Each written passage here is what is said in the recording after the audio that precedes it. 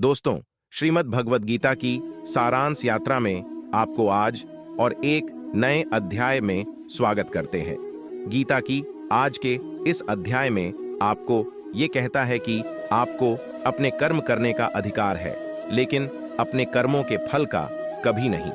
भगवद गीता की एक शक्तिशाली शिक्षा है जो परिणामों या परिणामों से जुड़े रहने के बजाय हमारे प्रयासों और कार्यों पर ध्यान केंद्रित करने के महत्व पर जोर देती है।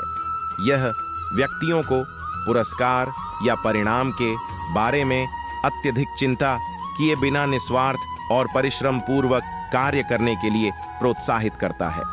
इस सिद्धांत को दर्शाती एक प्रेरक कहानी यहाँ दी गई है। एक समय की बात है, एक हलचल भरे शहर में अर्जुन नाम का एक कुशल मूर्तिकार रहता था। अर्जुन अपनी उत्कृष्ट मूर्तियों के लिए प्रसिद्ध थे और एक धनी व्यापारी ने उनसे संपर्क किया, जिन्होंने उन्हें शहर के संरक्षक देवता की एक शानदार मूर्ति बनाने का काम सौंपा। अर्जुन ने इस कार्य को बड़े उत्साह के साथ स्वीकार किया, क्योंकि उन्होंने इसे एक उत्कृष्ट कृति बनाने के अवसर के रूप में देखा था। पीढ़ियों तक संजोकर रखा गया। उन्होंने मूर्तिकला में अपना दिल और आत्मा लगाकर अथक परिश्रम किया।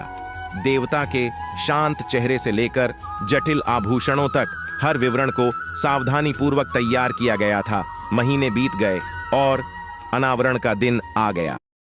देखने के लिए पूरा शहर बड़ी उत्सुकता से इकट्ठा हुआ। जब आखिरकार मूर्ति को ढका हुआ कपड़ा हटाया गया तो भीड़ आश्चर्यचकित रह गई। मूर्तिकला वास्तव में एक उत्कृष्ट कृति थी, जिसमें आश्चर्यजनक सटीकता के साथ देवता की कृपा और दिव्यता को दर्शाया गया था।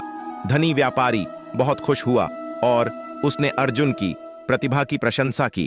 उन्होंने उसे बड़ी धनराशि की पेशकश की, लेकिन अर्जुन ने इनकार कर दिया।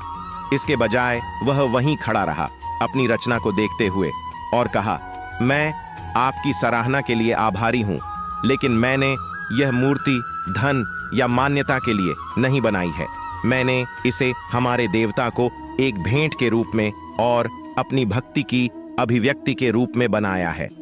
नगरवासी अर्जुन के शब्दों और उसकी रचना के पीछे की निस्वार्थता से प्रभावित हुए। वे भी मूर्ति की सराहना इसके मौद्रिक मूल्य के लिए नहीं, बल्कि उसमें डाले गए प्रेम और समर्पण के लिए करने लगे। अर्जुन की कहानी भगवद गीता की शिक्षा की एक सुंदर याद दिलाती है।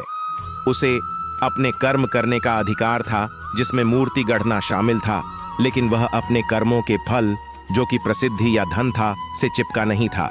इसके बजाय उन्होंने सृजन के कार्य और उसमें प्रदर्शित भक्ति में ही पूर्णता पाई। दोस्त, अपने स्वयं के जीवन में हम परिणामों से अत्यधिक जुड़े बिना अपने प्रयासों में अपना सर्वश्रेष्ठ प्रयास करके इस शिक्षण को लागू कर सकते हैं, चाहे वे व्यक्तिगत हों या पेशेवर।